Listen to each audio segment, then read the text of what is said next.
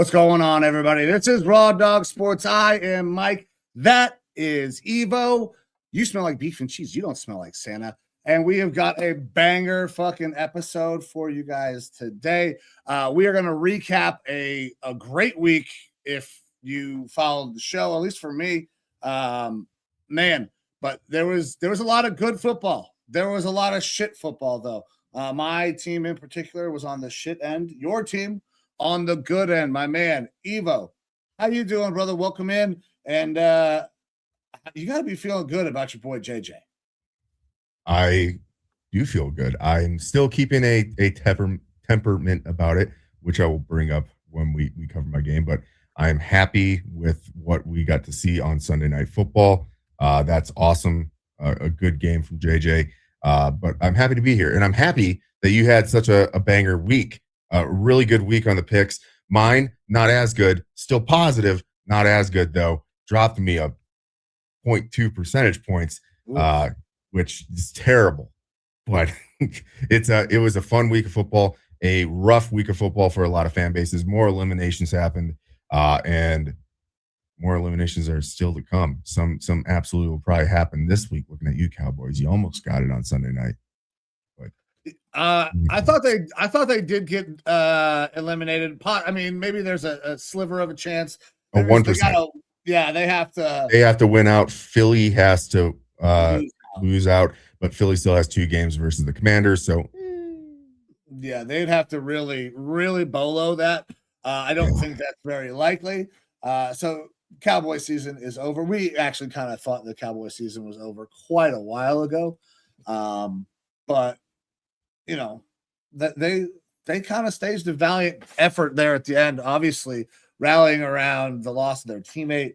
Marshawn Newland. I mean, yeah, like it's, you know, it was a cool story, but it's over. That team is basically done.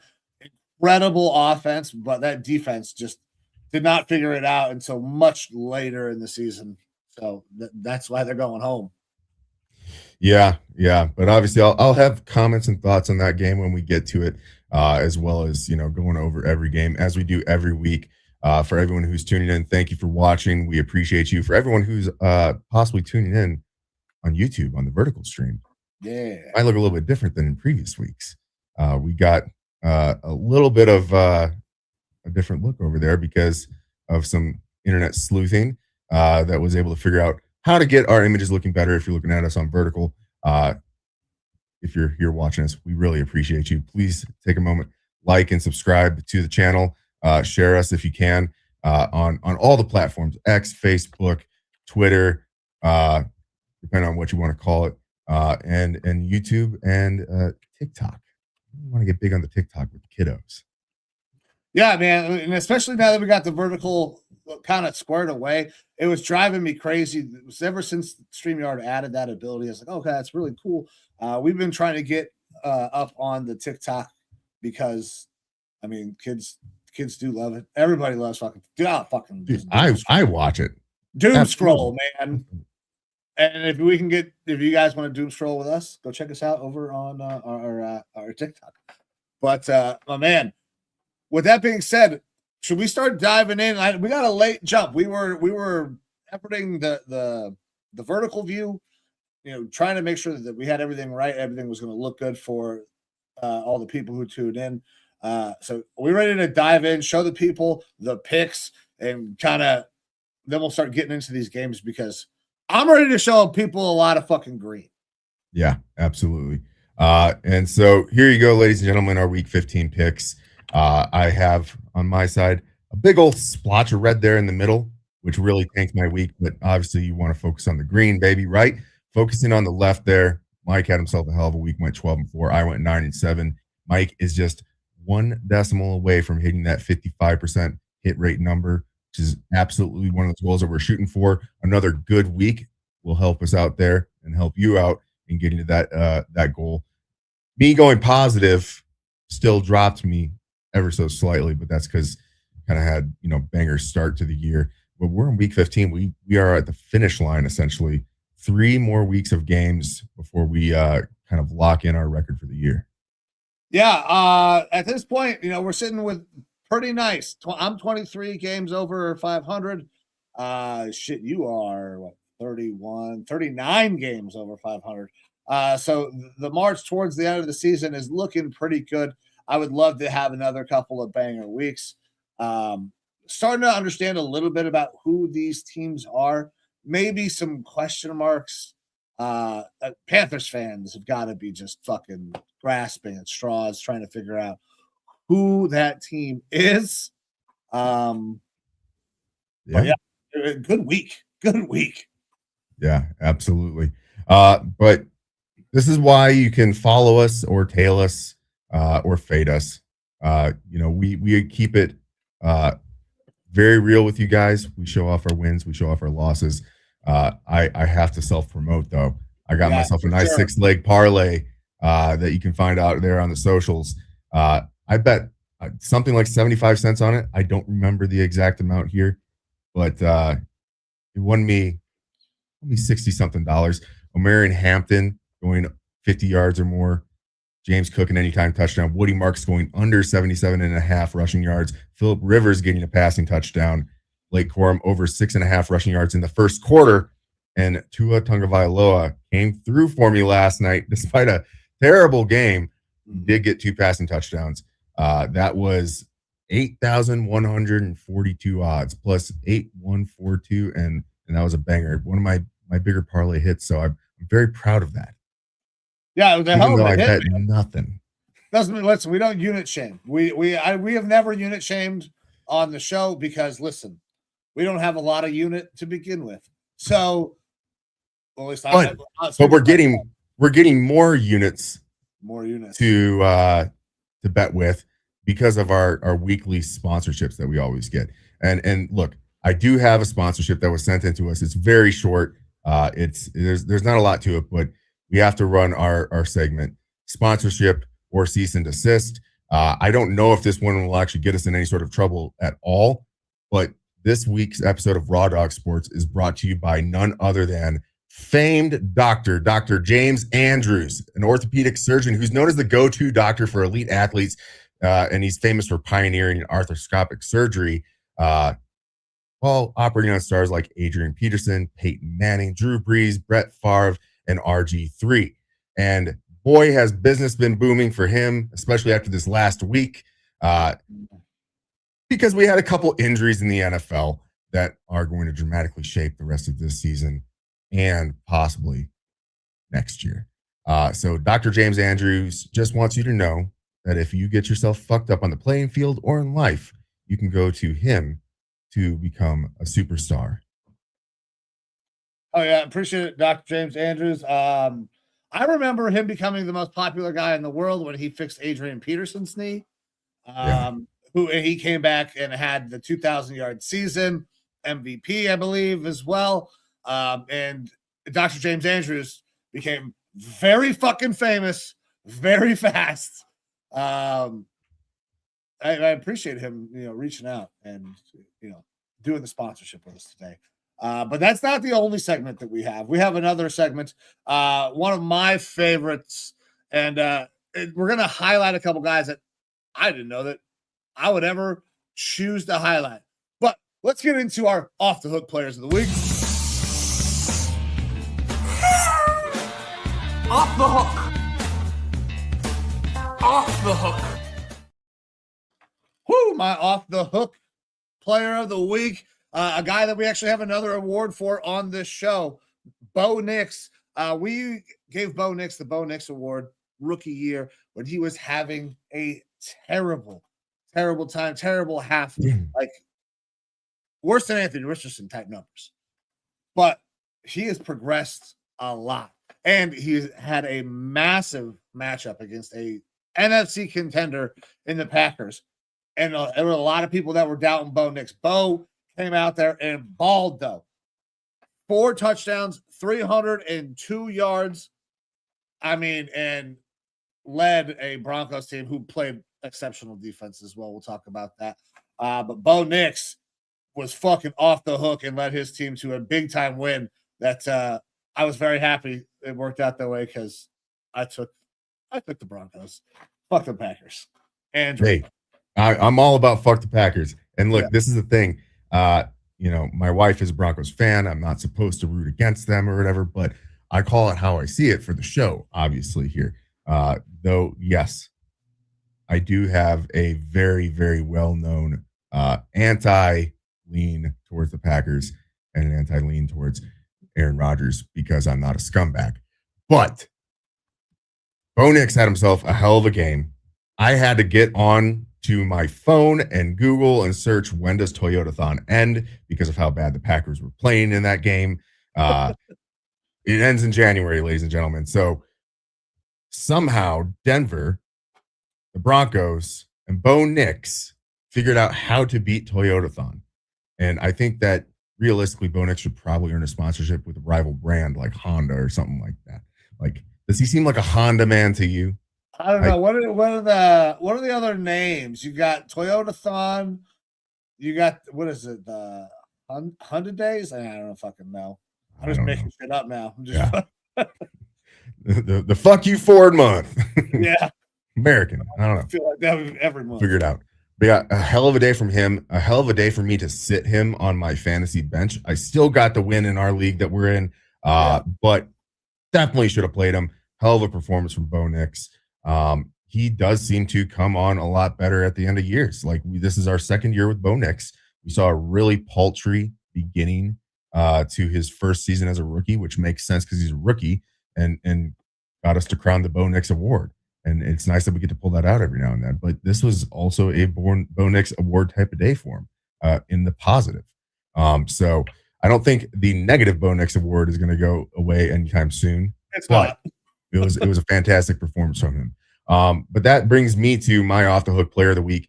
And while there are some honorable mentions out there, Trey McBride, Kyle Pitts, Trevion Henderson, the best quarterback of this week and a guy who we didn't expect to ever really say his name's Trevor Lawrence. Trevor Lawrence and the Jaguars did go up against the Jets. And I know what you might be saying. Hey, Evo, it was the Jets. Of course, he's going to stomp them out. But this was more than just a normal, like, hey, we're going to beat you. This was 20 for 32, 330 yards passing, and 5 passing touchdowns with no interceptions and no sacks. And then he went for 51 yards on 5 rushes on the ground with another touchdown. He almost averaged the same amount of passing yards per pass play as he did on the ground. 10.2 yards per play on the ground, 10.3 yards per completion in the air. A fantastic day from Trevor Lawrence. He was absolutely fucking balling out like we have never seen or really expected to see from Trevor Lawrence at all. I know a lot of people like to, bring up again that it was the Jets. The thing is the common trope is you don't get to pick who you play. You don't get to pick who's on your schedule or whatever.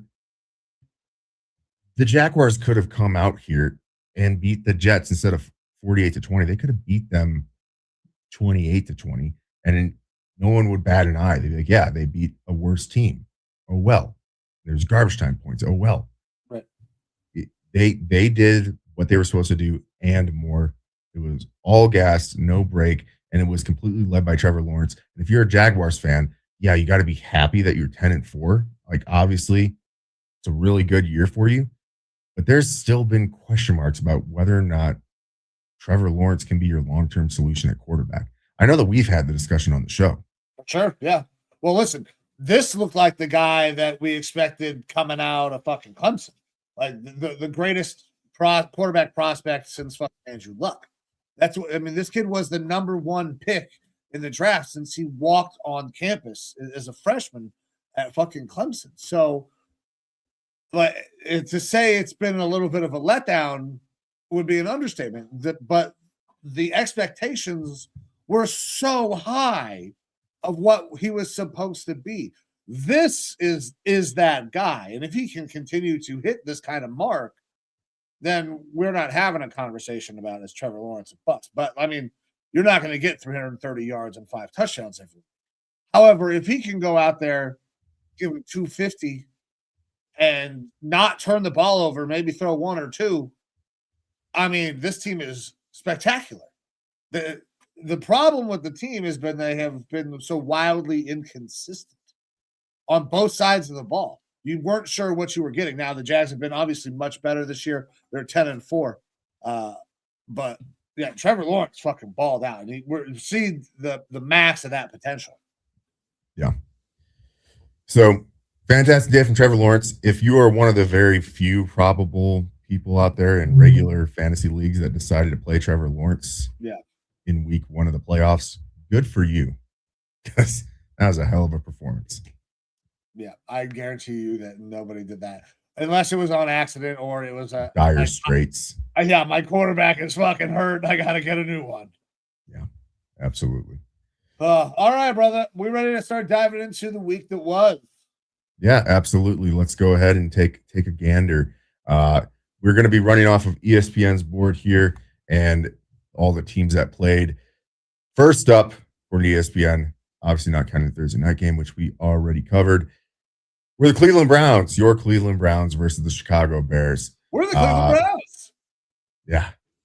You know, and I've been thinking about this. Maybe this is an off-show note, but I think we almost need to start up another show where I act as a therapist to Cleveland Browns fans, because I've been watching some of our other friends out there in the sports podcasting space, many of whom we have done shows with, and watching the arguments that are happening, the utter turmoil at times.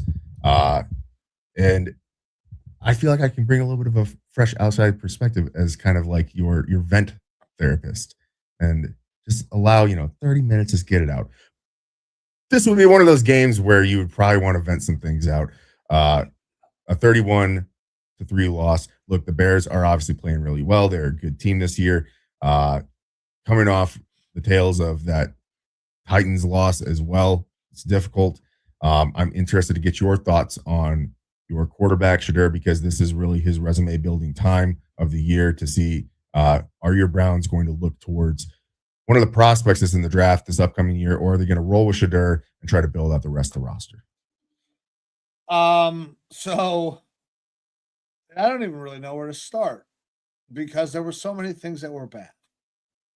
I mean, we called timeout after a fucking kickoff. We started fucking drives with, like, I think 3 penalties it was. As when we were backed up inside our own fucking 1. We do not understand how goddamn important it is to catch the fucking kickoff, because if it hits the ground and goes in there, you lose 15 yards. But that happened on several occasions. The coaching was so bad in this game. I don't even know how to quantify it, because when you make that many mistakes, like, it's bad. Like, it feels like nobody was prepared, right? And then you hear the stories that Shedeur Sanders didn't even have the right fucking wristband for the game. And then you're like, oh, yeah, they very clearly were not prepared for the game. How could you be if you don't have the right fucking wristband? The calamity of errors was just fucking astounding. Shedeur did not play well. I mean, he missed throws, but listen, he was fucking under duress the entire goddamn time. Our offensive line played terrible. I don't understand. Nobody was going to do anything. It was almost impossible to even evaluate anything in this game. Quinshon Judkins looks like he's a fucking bust. because of how bad the offensive line is. I don't think it's Quinshon's fault. I mean, it's been week after week after week, but nobody has been fired. Bubba Ventrone still has a job as our special teams coordinator, and the special teams have been fucking terrible. Yeah. Kevin Stefanski admits, like, says we didn't even have the right fucking wristband, guys. Yeah, I'm the head coach, and my dude didn't have the right shit. Still has a job. Like, at this point, I'm convinced that there is not a fireable offense. They're going to be back, which means there's no fucking hope. I don't know what the hell we're going to do. We'll probably draft a quarterback because they think that that's going to solve the problem. When in reality, this team is ass. Our offensive line is terrible. Absolutely terrible. And I love a lot of the guys on that line, man. Like Wyatt Teller, when he's healthy, man, awesome. But he's not healthy. He ain't playing right now. Fucking Tevin Jenkins, he can go. Like Zach Zinner, nope. Go.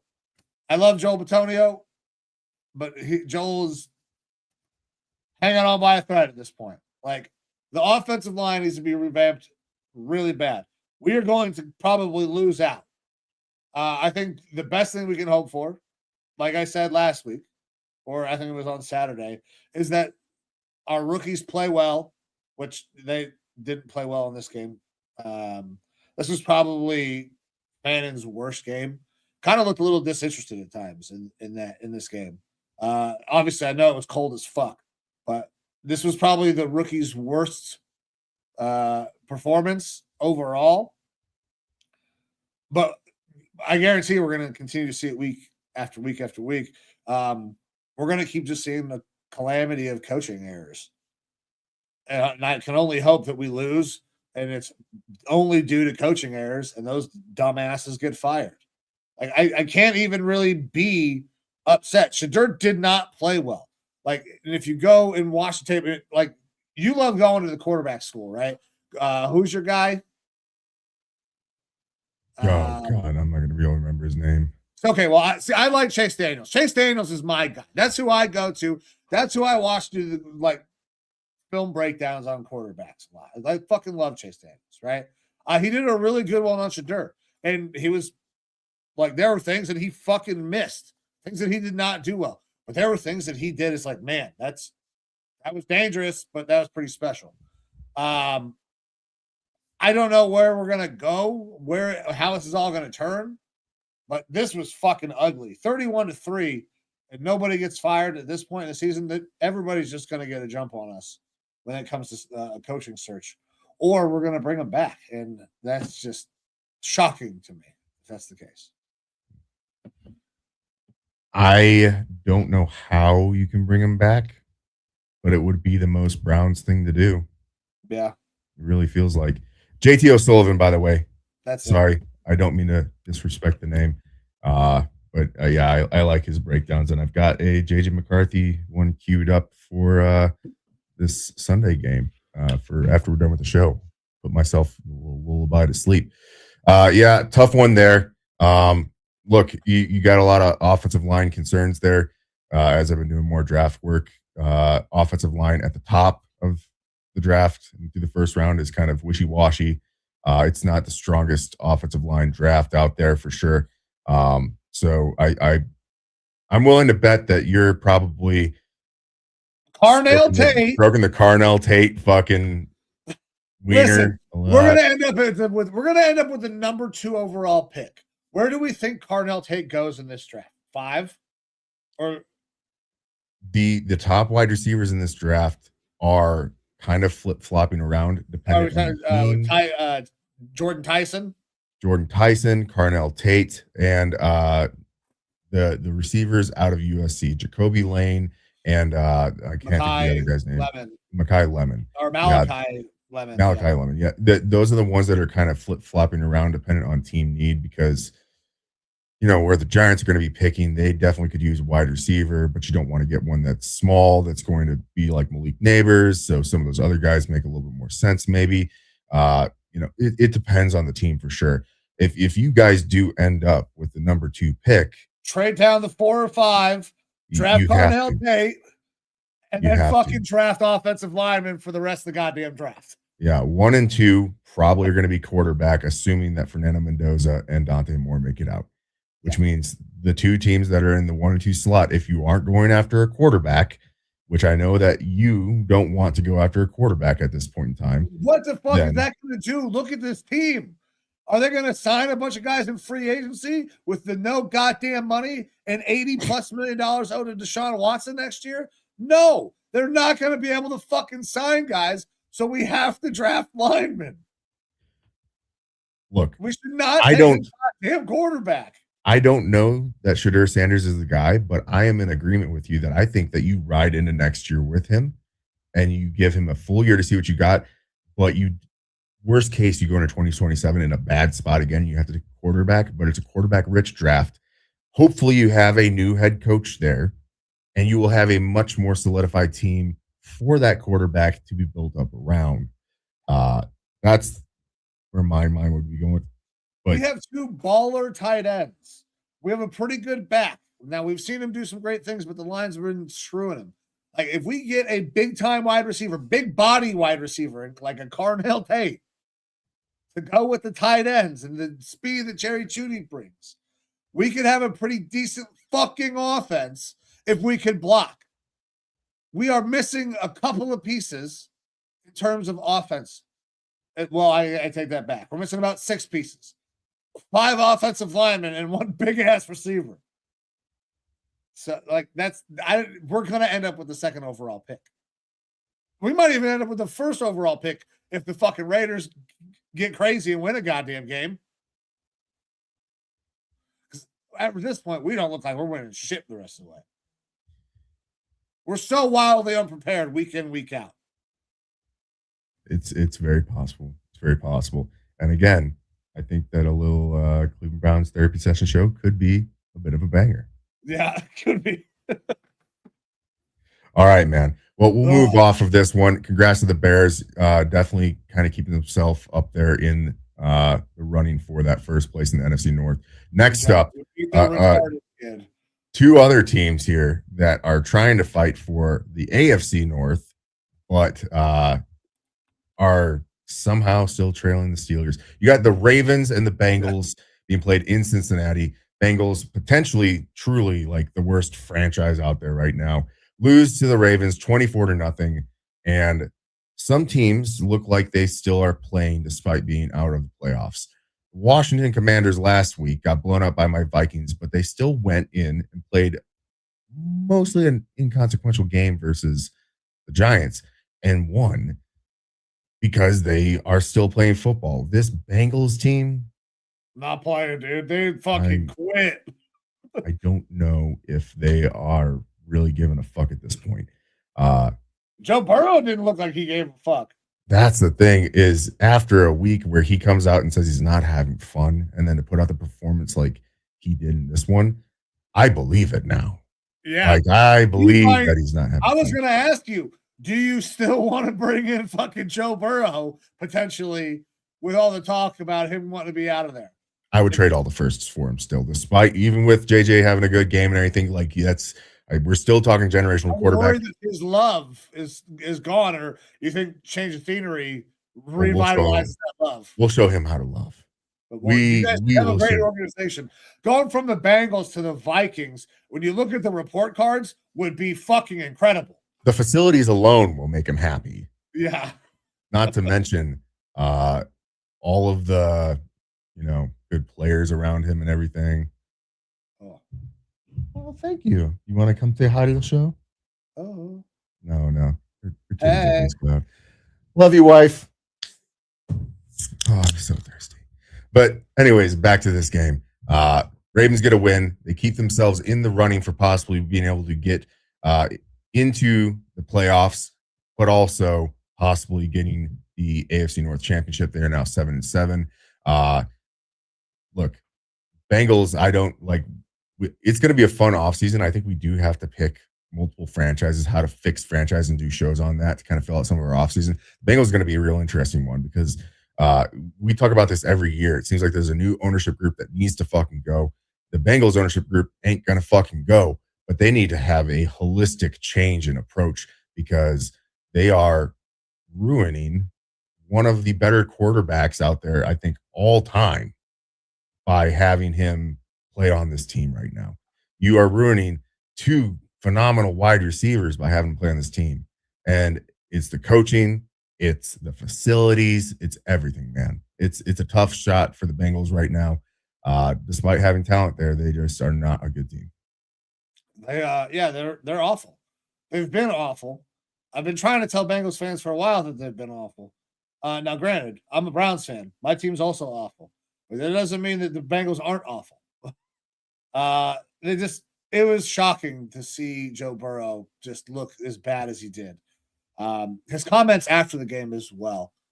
He knew. He's like, nobody was fucking winning with me at quarterback today. It was terrible. I don't know if it was just that he played bad or if it was just the whole mindset of, man, I don't fucking want to be here right now. Because it was cold. It was fucking cold. It was miserable. And he goes out there and just is getting his dick kicked in. Like, nobody's having a good time. So, yeah, not a good team, and they were having a bad fucking day. Come to Minnesota, Joe. Good coaching, good team, good ownership, playing a dome. It would be good. It would be good. But to another team that's not going to make the playoffs, and it is a bad team, we got the Kansas City Chiefs losing and being eliminated from the fucking playoffs by the Los Angeles Chargers. Man, I wasn't sure it was going to happen. You were riding the script writers for a few weeks now, but that's it. Chiefs are done. Season's over, and Pat Mahomes' season is definitely over. Tears the ACL. Obviously, that sucks. Watching it live, I don't know what happened, that weird step he took or something, but it's the same knee that he had problems with before when he screwed up doing the quarterback sneak. I think it was torn ACL there as well. So now this becomes a problem. You start to worry about when Pat can come back. What is he going to be able to do? Because now this is multiple knee injuries, and we have massive concerns about guys like Michael Penix. You don't get better with age, and you don't get better with multiple fucking ACL surgeries. So, I mean, it sucks for Pat Mahomes. I'm glad that we don't have to watch the Chiefs in the playoffs because they're not fun. They are not entertaining at all to watch right now. But hey, good on the Chargers. They're still in this thing. They're going to have a chance to go and probably compete in the playoffs. Yeah, I think they're a playoff team at this point, but how far they'll be able to go with their shamble offensive line, we'll see. Obviously, Harbaugh is going to have them playing hard, but this comes down to, Chiefs fans, sorry. This is the first time in a long time that you've not made it to the playoffs. Welcome to reality for a lot of other NFL teams. There are eerie similarities, though, to this situation and the New England Patriots of old with Tom Brady. I believe it was the same amount of seasons that Mahomes was in the NFL as when Brady was in the NFL when they had ACL tears. They each had 3 championships by the time that ACL tear happened. There was a down year after, and then all of a sudden they rattled off more championships. So if you believe in history repeating itself, this could be a good thing for the Chiefs. But look, it probably spells the end of a lot of things. We don't know when we're going to see Mahomes back. ACL surgeries can go a lot quicker, but this is week 15. He'd be lucky to be able to play at the beginning of next year. It's probably the end of Travis Kelce. Yeah. He's probably not coming back. That team's going to have to make some major shifts, major changes in order to get back on the horse. They're going to have to figure out how to run the fucking ball.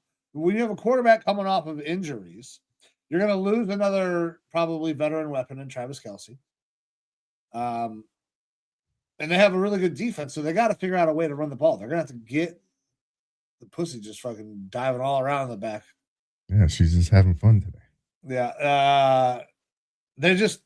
They have got to figure out a way to run the ball. That has probably been one of the bangs of this team's existence, is they have not had a consistent running game at all. Gardner Minshew is going to be the quarterback for them probably going forward. Gardner will get a chance to audition for some other teams going forward as well. I still think he's one of those guys that he's going to hang around for forever. Very Fitzmagic-esque. Yeah. But for the Chiefs as well, I don't expect it to be a easy slog for them the rest of the season. Like, obviously, you're not going to the playoffs, so what do you have to play for other than to kind of drop your draft position? I don't lobby for tanking too much, but you got the Titans, which I have to now start to question. Will the Chiefs be able to beat the Titans in Tennessee with as bad as the Titans are? But the Chiefs already looked bad this year, and now you're down your best player. Be an interesting one. Then they have the Denver Broncos. That's probably an L, and a Week 18 game versus the Raiders. The Chiefs could get 2 wins here, but I don't know. That could be the Raiders win. That could be the one that gets the Browns the number 1 overall pick. Oof. Yeah, I don't know. Tough year for the Chiefs. Sorry we don't feel too bad for you here, because you get to enjoy what the rest of the NFL gets a lot of times. No, we beat the Raiders, so we're not going to get the number 1 overall pick. I Raiders forgot could about that. put a bunch of games together. They can win 2 games, I guess. Maybe. Wouldn't that be fun? All right. I don't think so, though. What was fun is our next game, Bills versus the Patriots in New England. This one looked like the Patriots had the Bills in their hand. They were running away with it. And then the Bills in the second half especially just absolutely came back. 14 points in the third quarter, 14 points in the fourth quarter. Drake May started to, I don't want to say crumble, but obviously did not look very good in the second half. Ended up throwing a pick, only 155 yards for Drake May. And Josh Allen really put the team on his back. 3 touchdowns in this game. Another really good showing from James Cook, 2 rushing touchdowns on the ground, and 107 yards. We've talked about that. That's the script for the Bills getting wins, is having their run game be effective. And it absolutely wasn't this game. Big matchup for playoff implications. We talked about that as well. New England is still 11-3, and the Bills are 10-4. However, that is going to divide that gap quite a bit. Now they've split on the season, and it could be looking like it's going to come down to the end of the year to see who actually wins this division. Yeah, this was a banger game. It did not start out that way. Everybody was talking about, passing of the torch. Josh Allen, dude, he's so good. He's so fucking good. If there's a guy that I need to make a play, I don't think there's another person in the NFL I would trust more than Josh Allen to get it done. Pat Mahomes was that guy a couple of years ago, right? Like making impossible fucking throws. Josh is doing all of those things right now. It's not always just impossible throws, running, and he is so damn smart. Checking into the things that he checked into, like the run to Cook or the swing to Cook, because not only did James Cook score on the ground twice, he also fucking scored in the air. So he had a huge game. The Patriots are a very good team, but they are still a young team.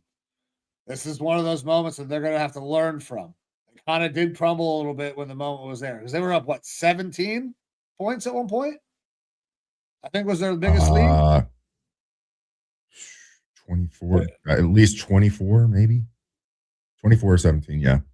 Yeah. So 17 points, and they don't hold on to that. That's tough. That's fucking tough. But hey, this was a fun game to go back and rewatch.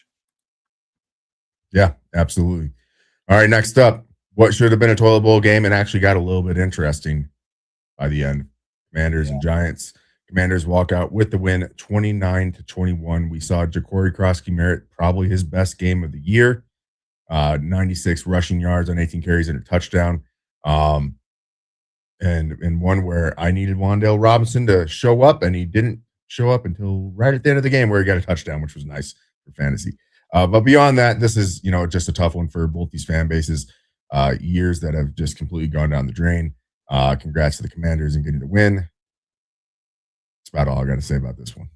Yeah, there's not a lot to talk about. I think the main storyline coming out of this thing is the Jackson Dart and him sliding, getting concussion. Like, he's been evaluated in concussions in fucking half the games he's played. It's terrible. Now, I also have read a couple of articles where people are like, is that because they're over policing Jackson Dart compared to other people? Because the rumors out there, it's out there that Jackson has had hits to the head, that he is potentially a concussion case.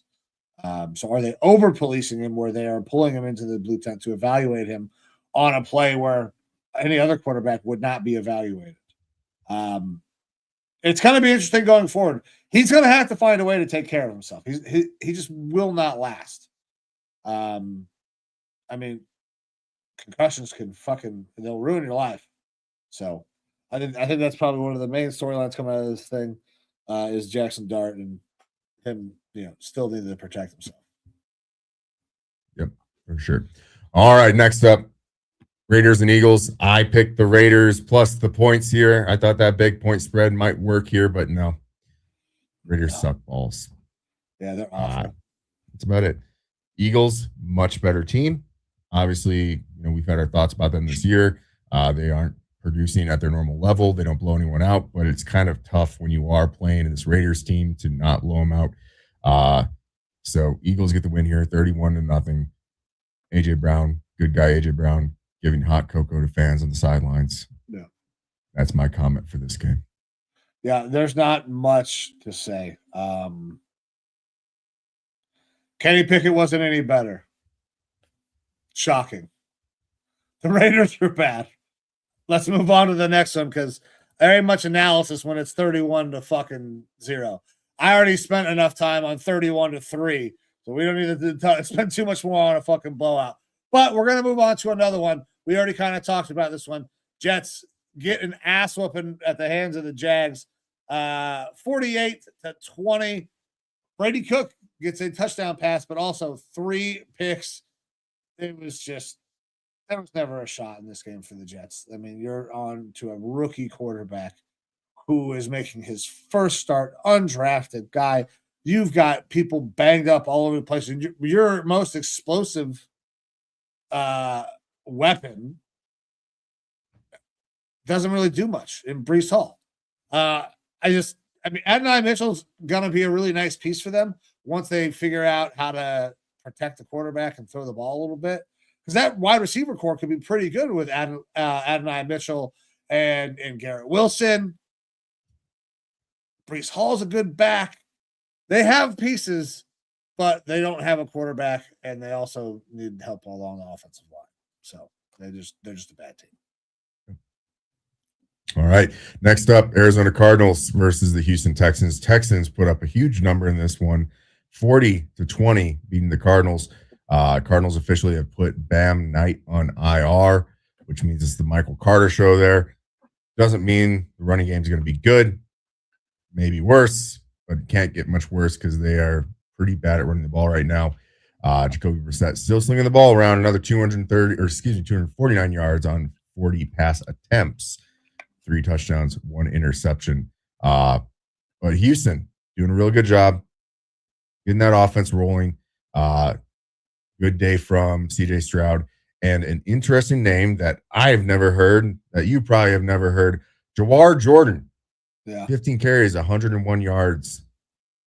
Really good day for him. So much so that he has been elevated to the active roster from the practice squad.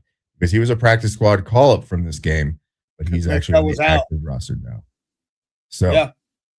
An interesting guy to watch because, yes, he did have a 50-yard run, which boosts these stats a little bit, but he still was the most prolific runner without that one run on this Texans squad. So maybe he's another one of those no-name guys that comes out of nowhere at running back and ends up kind of taking a job. It happens all the time. It happened here with the Houston Texans, I believe, with Arian Foster. I think he was an undrafted guy. Undrafted out of Tennessee.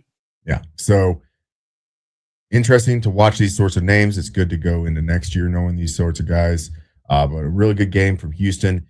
Houston 9-5 right now. Also looking like they could for sure be a playoff team. Playing very good football right now. Nico Collins, Dawg. And their young wide receivers have really stepped up, man.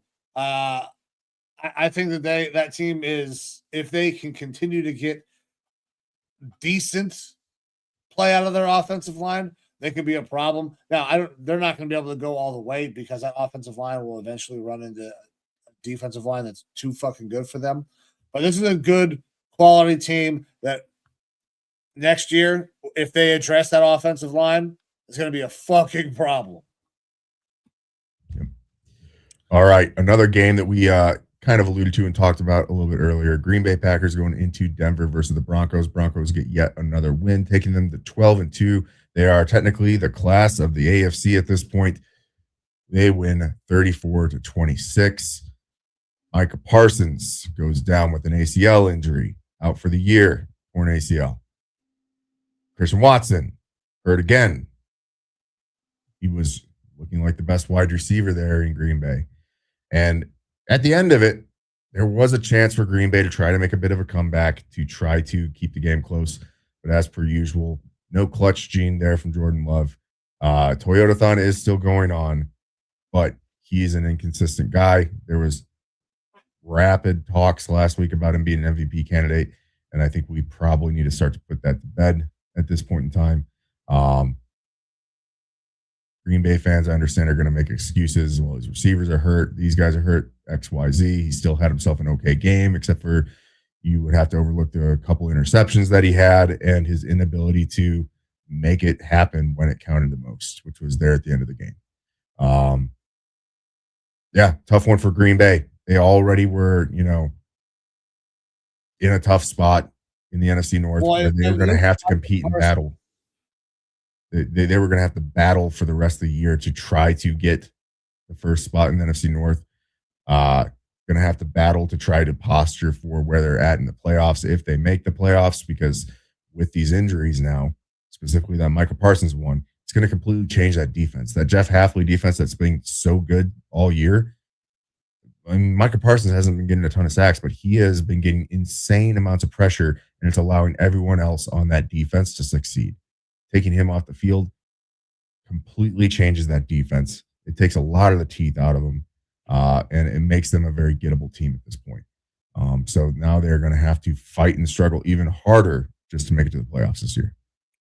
Yeah, listen, I still think they'll end up making the playoffs, but this team is not that good. The offense has pieces, yeah, but like Christian Watt, like their wide receivers and Jordan Love, honestly, like they are so dependent on winning the go ball.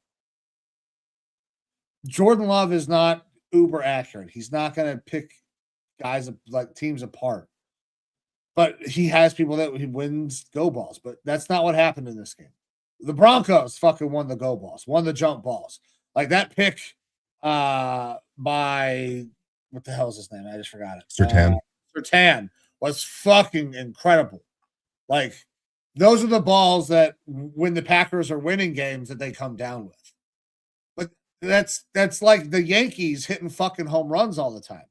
You can score like that for sure, but you can't do that consistently.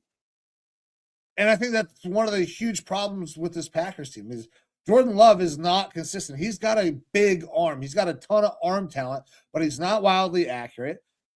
And he's going to depend on guys to go down and win. Like he's another guy that would probably love to have a Carnell Tate, big body receiver that can go down there and win jump balls. That's what they need, man.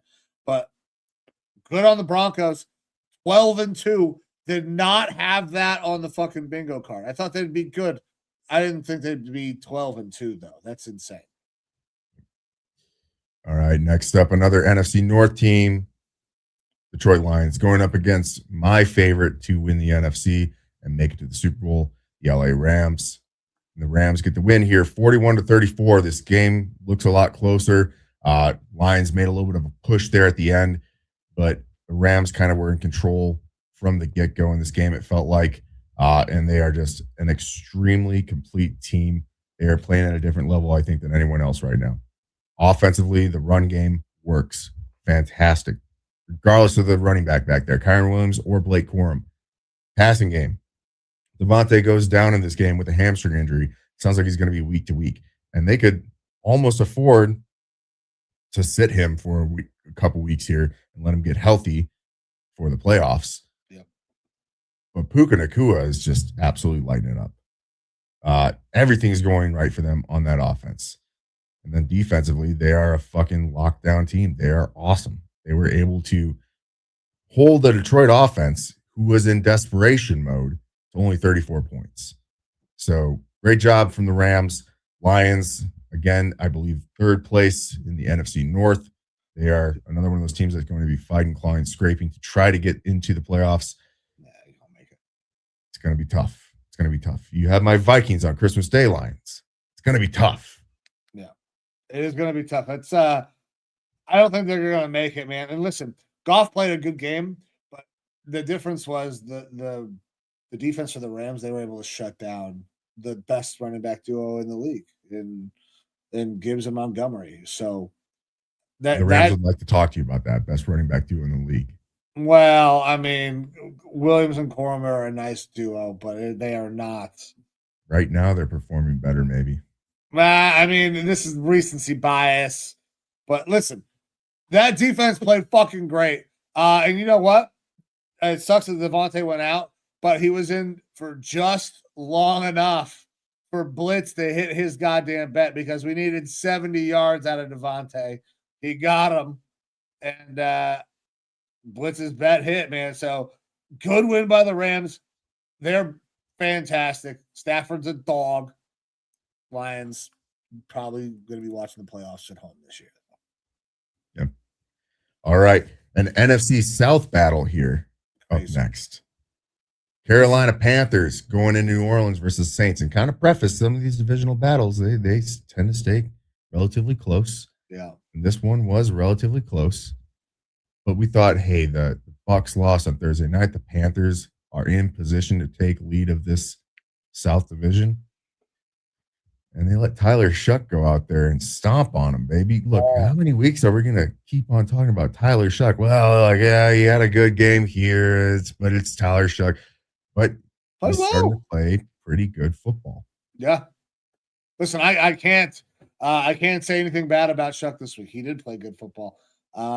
He's kind of the only reason that team has done anything because they're banged up as all hell. I still think that Spencer Rattler is playing good football as well. But listen, you got to figure out what you're gonna have in Tyler Shuck. And right now, he's playing well. He's been the entire offense. I don't know how long that will last, but I mean, as long as if that coaching staff stays around and Shuck could maybe be their guy going forward. Who knows? I still don't think that he's the answer, but he played well here. I can't talk shit because listen, we talk shit about Bryce Young as well. He's played good games, but I mean, here this is a very, very average game from Bryce Young, and they needed a win so fucking bad to maintain that division lead, and they don't get it done. Like this Panthers team, it's another one of those teams I don't know who they are. Like I don't think they're that good, but their record suggests they're not bad. They were leading their division prior to this week. The Buccaneers were fucking backdoor, and they're gonna backdoor their way into this fucking playoffs because the Panthers will give it away. Saints should not have won this game, in my opinion, but I'll take the dub for the pick because, I mean, giving us the points made a lot of sense. Yeah. At the odds that we had them at, you had plus 100 odds too. Like, yeah. Yeah. Look, it has been a weird year. We always talk about we want parity in the league, but it's been a weird year of just inconsistency throughout the league. You can say that kind of about the entire AFC right now. Outside of the Broncos, who have been winning a whole bunch of games, you don't really know who's good and who's bad week to week. Like you have a lot of high medium teams, but no one who's like really good. And the NFC, you've got a couple standouts, but even then, you're seeing the Rams, who again I think are going to win the NFC Championship. They lost one to The Titans? Panthers? Was it Panthers. Yeah. No one saw that coming. And then the Panthers can't put one down against the Saints. It's wild inconsistency where teams are playing really good games versus good teams and bad games versus bad teams.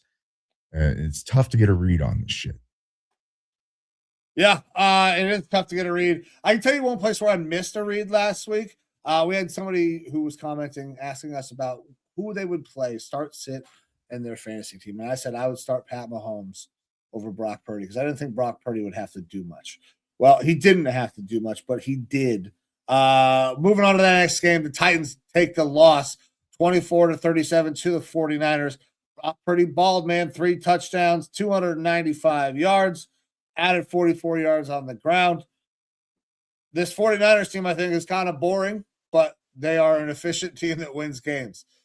Cam Ward, good moments.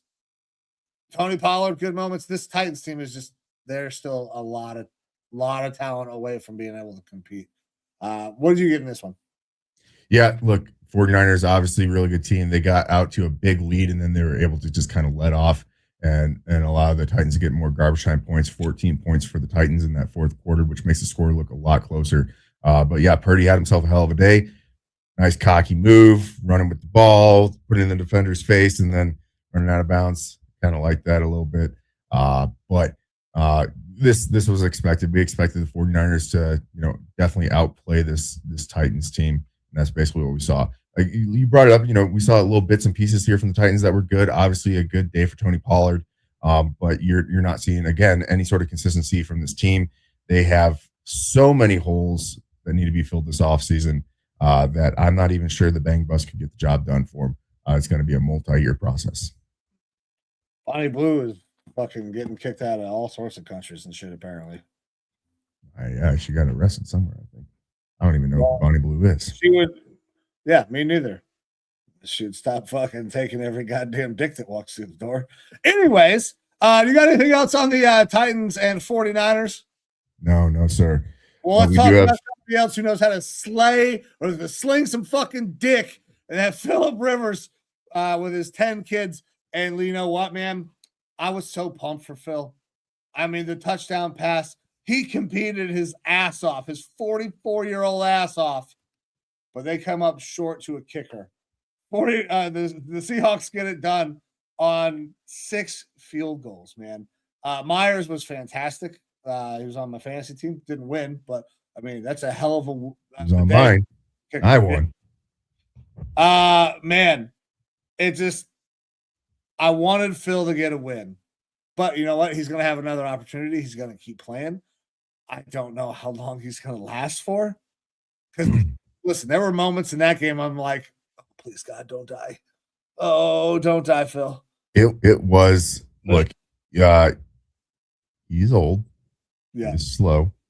Everything was a little bit more labored. Dude, throwing the ball is like, oh, fuck. I don't know if he's going to be able to get it out there. He has it between the ears still, right? It's just he needs that to throw anticipatory throws because it takes a little bit for the ball to get there. Phillip Rivers, through his entire career, has had an awkward slot arm angle throwing motion in general, but it was even worse than this because he's having to put every ounce of his 280-pound body into this motherfucker to get it to where it needs to go. And I'm making that number up for his weight, but he did look like your chunky uncle who's going out there that shouldn't be putting the uniform on necessarily, but you did, like, we were pulling for him. I was pulling for him. And he drove his team down in the fourth quarter enough for them to get the field goal to go ahead. But the defense let him down, unfortunately. Yeah. Look, like, I picked Colts plus the points in this one. Love that happened. We both did, I believe. Yeah, 13.5 was slam dunk. I thought they were going to win this bitch. They almost won, and the Colts defense showed out all day, and props to them for holding that Seattle team to as low a score as they did. But they let them down there in the fourth. They were able to allow Seattle to get down to get that field goal in Seattle. The better team right now does walk away with that win. But yeah, I was really pulling for Uncle Phil. I was as well, man. It's got to be pretty demoralizing to that Colts team because you just played one of the best teams in the NFC, and your defense played spectacular. There aren't moral victories, but this one could be looked at as a bit of a moral victory because, hey, we yeah, but I mean, 4-year-old out here, and we carried them all the way to the gritty end. Yeah, but what happens when you don't play great on defense? That's got us like. That defense has the weight of the fucking whole season on them right now. Because listen, Phil, he did a little bit. They're gonna have to do a lot of quick game. I don't think he can throw the ball more than 15, 20 yards down the field, especially out towards the numbers. I mean, the last throw that he had, he fucking slung it. It was nowhere near the receiver, but it was about 40 yards. Yeah. Look, it's not going to get any easier for this Colts team, unfortunately. No, it's not. So 49ers, Jaguars, and Texans. It's going to be a tough slog for that offense, especially if you decide to throw it. They got to I hope Philip Rivers does not play against the Texans. It's Seattle that you went up against, and they have a very good defense. You guys perform admirably, but it is going to have to be that sort of performance every single week. And you're going up against some decent defenses here, so it's going to be tough. Yeah, it's going to be very, very tough for the Colts. Hey, Seahawks, ugly win, but a win's a fucking win. It doesn't matter if you win by an inch or a mile, baby. Very true. All right, man. Going on to the Sunday night game, we had a very interesting and fun game. Your boys showed up. Get the dub 34-26 over the Cowboys, effectively ending the Cowboys season. JJ McCarthy played pretty damn well. Mechanics are still all over the place, but they don't give a fuck because when he's just playing with confidence, he's actually playing much better. From your view, how did you see this game kind of unfolding? What did you see from JJ that you liked? Also, great job by your defense. I mean, keeping Dak from throwing any touchdowns is impressive.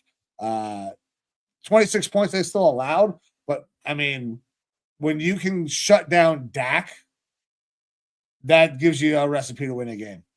Yeah, it looked kind of rough right from the get-go because there was a tipped ball interception on JJ's first pass, and then Brian Flores' defense looks like we hold them to a field goal, and they run the fake and run for a first down. And it was kind of like it was a beautiful fake too. It was, and it's like, oh, it's going to be one of these nights. It's going to be one of these fucking nights. But the Vikings didn't let it happen. They didn't let it get them down, and I, really applaud the team for that because they came out and played really fucking well the rest of the game. The run game wasn't going, but what I like is that Kevin O'Connell didn't go away from it. He kept running the ball. Like, we have run so much 12 and 13 personnel over the last 2 weeks that it shows a true commitment to changing and meeting in the middle of what Kevin O'Connell wants in his system and what JJ McCarthy ran in college and what he needs right now to be able to progress, to get the confidence to be able to play ball. Enough confidence to be able to run him down by the goal line on a bootleg fake and allow him to gritty into the fucking end zone. Nueve, I fucking love it, especially the comments afterwards that apparently he had done it in practice. And KOC said, don't do that. And JJ said, kind of made me want to do it more. We're talking about a 22-year-old kid here. You as a purist, I have to ask, how do you feel about him doing it into the end zone rather than after being in the end zone? Obviously things could have gone wrong, right? I always liked the Barry Sanders no celebration after a touchdown, just hand the ball and act like you've been there before. Right. But also, God forbid a white boy get a little motion. I like seeing it, baby. I like Nueve coming out. It was disrespectful. Now, if we had lost the game, it would have obviously been top of the storylines. You're going to do this shit, and then you're going to lose the game and everything. But I like the moxie from it. And obviously Kevin O'Connell talked about it as well in his press conference afterwards, and wasn't praising of it, but he had a smirk while talking about it. So, you got to let him have his wins when he has his wins. But you brought up great job by Brian Flores in this game. It is a interesting version of a bend don't break type of defense, which I think kind of brings to fold defense in the NFL in general right now with the new kickoff rule changes and how kickers are performing in the league right now.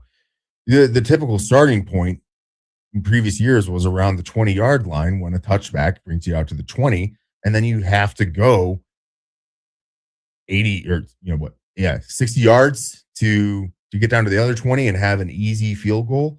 But now teams are starting at the 35 or further and two good pass plays, and now all of a sudden you're within kicking range for a lot of kickers. So defenses have probably had to rewire their minds of, hey, we need to stop teams from scoring points to you got to win really between care. the 40s. Yeah, we don't really care about the field goals. You're going to get your field goals because kickers are good. We need to make sure you stay out of the end zone. And that's what Brian Flores' defense did. They allowed a lot of yards, big run plays, but they kept the teams out of the red zone. And then you have Brandon Aubrey miss 2 field goals. Crazy. And Big Dick Reichard making all of his field goals. Best kicker in the league. Hide your daughters.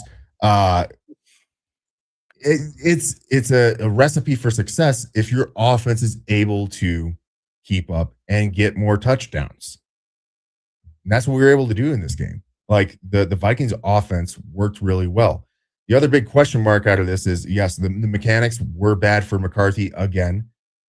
At times they're good, at times they're wild, and it's not going to get fixed until the offseason. And I obviously hope for the best there. I said I would talk about this at the beginning of the show. While I praised McCarthy for how he's played over the past 2 weeks, that is not going to win us games consistently going into next season.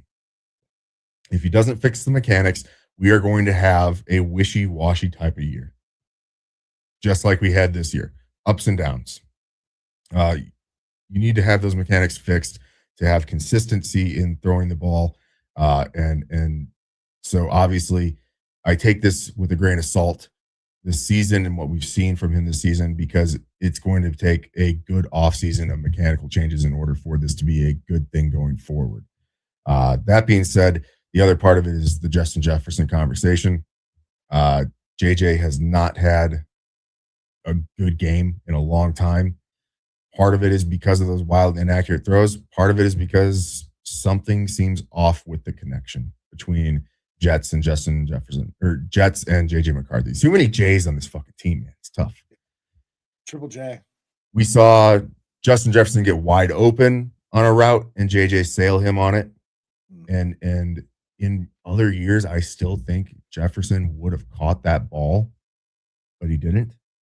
And then we saw him drop one that was perfect in the end zone where he wasn't being tightly defended. And so that's completely on Justin Jefferson. It's almost like a 50-50 for me right now between Jefferson and JJ McCarthy as to who's at fault for this. Part of it is they didn't get to practice a whole lot during training camp because Jefferson was out with a hammy injury. But I know a lot of people were saying, well, apparently Jefferson can't catch a fastball. I think that's bullshit. I think he can catch a fastball. Something's fucking off. Because all passes from fucking Joe Burrow. He can catch any goddamn pass. Yeah, all the other receivers on this team are catching these balls. So they obviously have some work to do. I think that's also probably going to be an offseason thing of jiving together better, figuring out. But something is just off between those two right now. But you're talking about one of the best, if not the best receiver in the league with a quarterback who is getting the ball to him. It's going to click sooner or later. I think Jefferson needs 50-something yards, 56 yards per game in order to eclipse 1,000 yards for the season. I'm really hoping to see that here as well. But for all the haters and stuff like that out there saying, well, JJ McCarthy is cooked. He's not cooked. I don't know if he's a franchise quarterback. I think that there's a good chance that he could be, but he's playing good football right now. He's winning games. And you can say it's versus bad defenses, but again, we could go out and beat a bad defense 16-10 or something like that.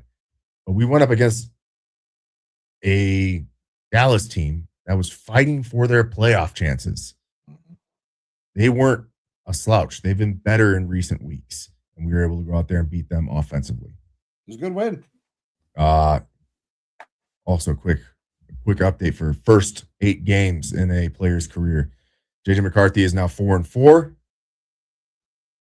117 for 206, 56.8% completion percentage, 1,342 yards, 11 touchdowns, 11 interceptions, 24 sacks, and 3 rushing touchdowns.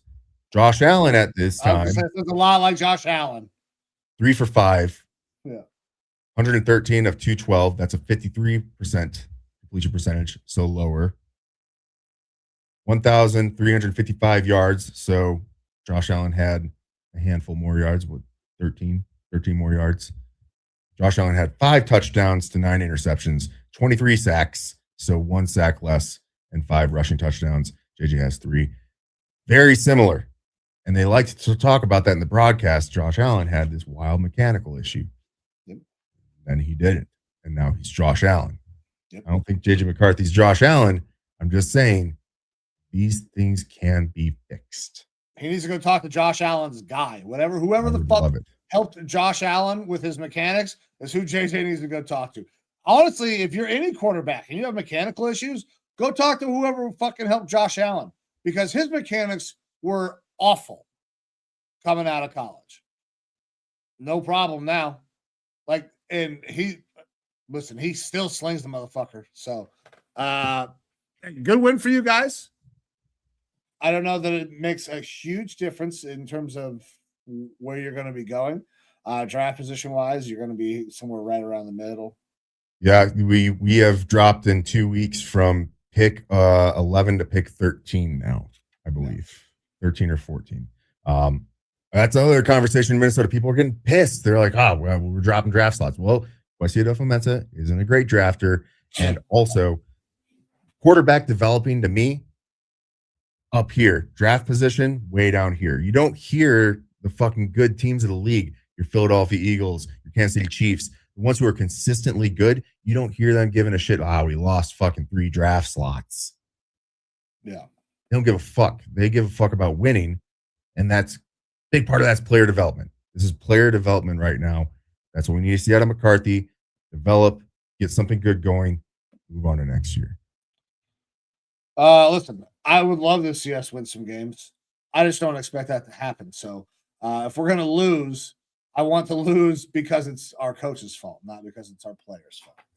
I don't want to be the team that can't win because they lack talent. Because there's some teams in the NFL right now that they're not winning because they fucking lack talent. The Raiders, the Titans. We have a massively talented defense. I just think we have really, really bad coaching.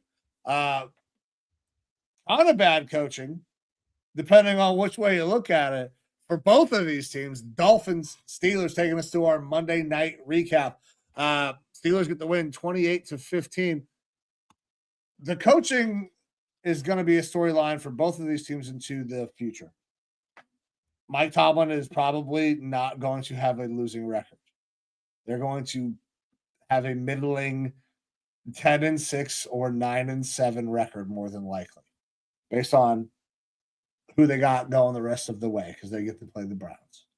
Lions, Browns, Ravens. Yeah. So they might win the division, but if they don't make the playoffs, they don't win the division, and they have a winning record, do they bring Mike Tomlin back? Because the noise is getting louder and louder in Pittsburgh about Mike Tomlin, if he is the right guy, because they're always kind of stuck here in this middling position. Oh, God. Fucking nose. It's driving me crazy. And then you got the other side of this game with Mike McDaniels looking like he was waiting to be fired at the beginning of the year. And now it looks like he could maybe potentially keep his job, depending on how they finish out the last 3 weeks. But Steelers going to win.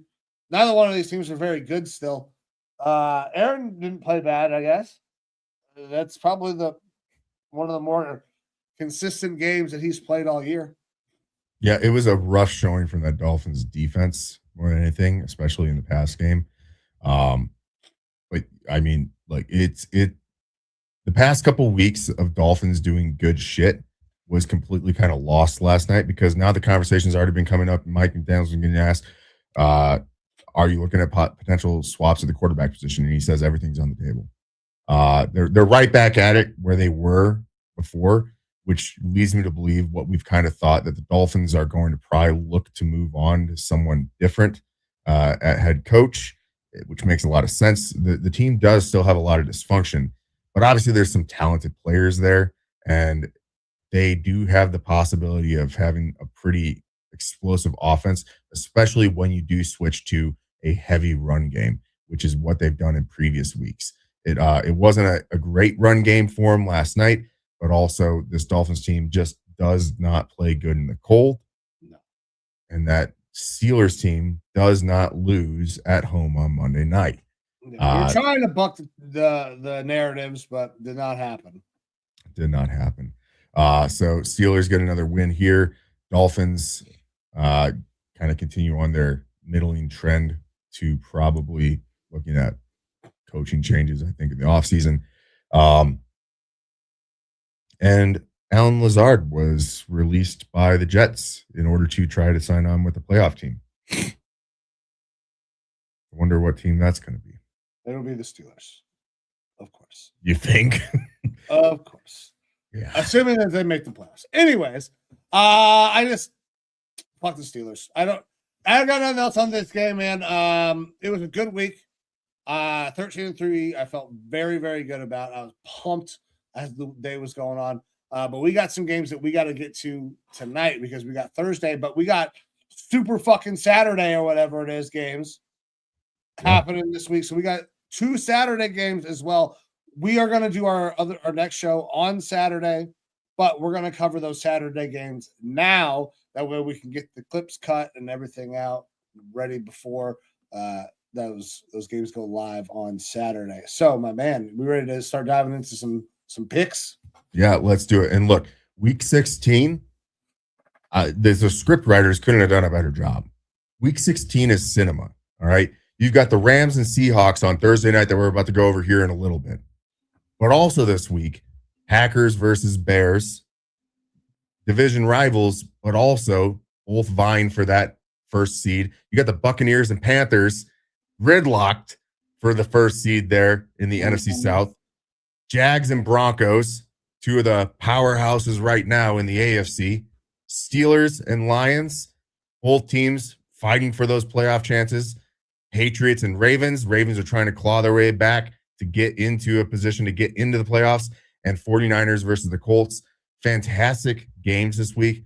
And 2 of the 3 of those ones that I mentioned, we are going to be talking about tonight. First one, Thursday night, LA Rams versus Seattle Seahawks in Seattle. Rams are favored on the road, -1.5 at plus 100 odds. Over under of 44.5. Mike, where are you going at in this game? So we've both talked about how much we like the Rams, and the Seahawks are a good fucking team, man. Like they can win in a multitude of ways, but the fact that they played the Colts so close makes me a little nervous. Now, I believe these guys played earlier in the year. Rams got the win 21-19, so it was a close game. We're seeing a very close spread here. Man, it's so hard to go up to Seattle and win. But I think I'm going with the Rams. I'm on the money line. They are fucking really good. I think that they can probably lock up the division with a win this week. They'll be 2 games plus tiebreakers up. So I'm going Rams to take this thing on Thursday night. I think it's going to be a banger game, though. Where are you going? Yeah, I look at the Seattle team, and I don't know if it's being talked about enough, but Sam Darnold over the past several weeks has not been playing good football. He went from being excellent in the beginning of the year, and it was, first, second read, athletic, good balls, to him trying to do a little bit more magic ball with throwing. Things are not working out as well. I think Sam obviously has a talent, but it's gotten away from him a little bit in the second half of this year. Past 2 weeks, JJ McCarthy's done better in most aspects. I only know that because I was a Vikings fan. So Sam Darnold right now is scaring me. That offense for Seattle is scaring me a little bit because they haven't been as explosive, but the Rams have been outstanding outside of that Panthers game. I know that I should be vying for every single win that I can get for my record on the show this year. And you know me, I don't like dropping points a lot, but I'm fucking doing it here. I'm dropping the 1.5. It's plus 100 odds to drop a 1.5, which isn't that much. I don't think this game is going to be as close. Playing in Seattle is difficult, but I just think the Rams are playing that much better football right now that this is actually going to be more 3 points or more difference between these two teams. And I'm going to lean on the Rams in this one. So I'll take the Rams minus the 1.5 at plus 100 odds. Okay. Listen, that makes that's good. It's good odds there. Honestly, I kind of want to change a little bit, but I already went with money line, so I'm going to stay with it. Your real bet, you could drop the 1.5.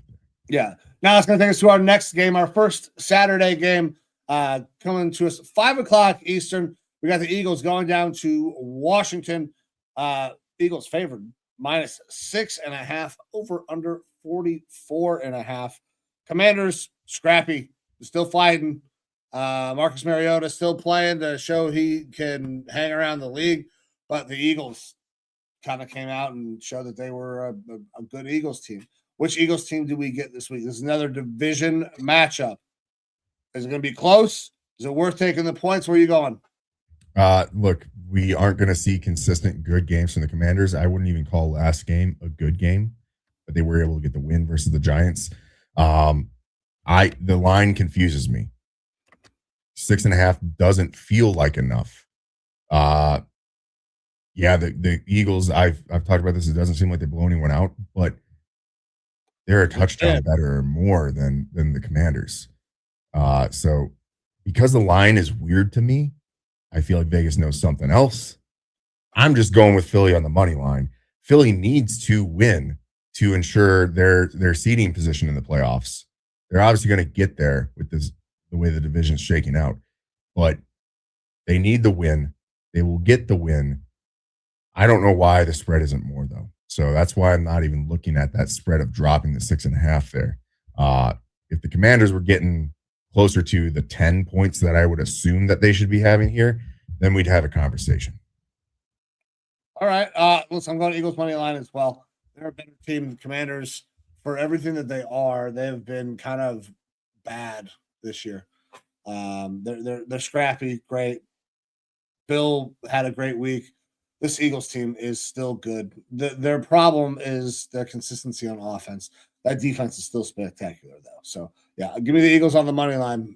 You ready to take us home, brother? Yeah, absolutely. NFC North matchup, Chicago Bears and Green Bay Packers being played at Soldier Field. And the Bears, who are currently in the lead, the NFC North, are underdogs at home. Another one, Vegas. A little confused. Did you not see that the Packers just lost one of their better offensive weapons and their best defensive player? Somehow, Packers are still favored in this one, minus a 1.5 at minus 102 odds, or you can give the Bears that 1.5 for minus 120 odds, over under a 46.5. It's an odd one for me. I don't know. So the minus 120 odds pisses me off for the plus 1.5. Let's just make this a fucking pickup. Give us minus 110s, right? Because that's where we're at. If you got to go down to minus 120 at a 1.5, let's just make this thing a pick'em. So that's the way I'm going to treat this thing. And I'm going with Bears. Bears on the money line. I think they're better than the Packers. Minus 104 sounds way better than minus 120 for the 1.5, and I don't think it's going to make a huge difference. I don't like this. I hate when they do this. They just bump the points and change your fucking odds. Just give me a pick'em. That's essentially what we got. Bears money line. Yeah, if I was putting my money on this, I would be going Chicago on the money line as well. However, for the sake, in this case, of getting more right on the show, I am taking Chicago plus the 1.5. Just the odds-on chance that this Just is a a close hedge. one. There's a little hedge there. Listen, I get it, man. We're getting towards the end of the season. We want to make sure that we stay high on our percentages. I'm 54.9% it was. You were at, I can't see what yours says, 58 and some change. 58.4. So, hey, listen, good week last week. Hopefully we get off to a good start this week. We got 3 games coming up. We will see you guys again on Saturday. But everybody who tuned in, thank you very much. Time is the most valuable thing that you have. So anytime that you give some of it to us, we are forever grateful. I'm going to give my man Evo one last word, then we're going to get the fuck out of here until Saturday. Evo, go ahead, brother. Yeah, I have to call it NFL officiating again. We need to hire full-time refs. It's bullshit. I didn't talk about it during this game, but in the Jaguars game, there was a penalty called on the Jaguars. A illegal formation, which is a pre-snap penalty. And then as the play was going, it was whistled dead because of illegal formation. And Trevor Lawrence threw it in the ground at the feet of a eligible receiver and was also flagged for intentional grounding. There's no play. They applied both penalties to him. Like it wasn't like, oh, we picked the worst of the two. They gave them both penalties. A 5-yard illegal formation and an intentional grounding. Which, by the way, intentional grounding, if you didn't know in the rule books, the player, the quarterback, has to be getting pressured by the defense. The defense wasn't pressuring him because the play was called dead. What the fuck are we doing? That's my final word of the day. What the fuck are we doing, NFL? Hire fucking full-time refs. Make these motherfuckers. They're in the CBA right now. They're negotiating a new goddamn CBA with the officials right now. They need to fucking fix this. It's so bad. It's Hopefully not for full-time refs, though. It is just for a potential rating. repercussions. Yeah. Some bullshit, which will have no fucking accountability because the people who are holding each other accountable are each other.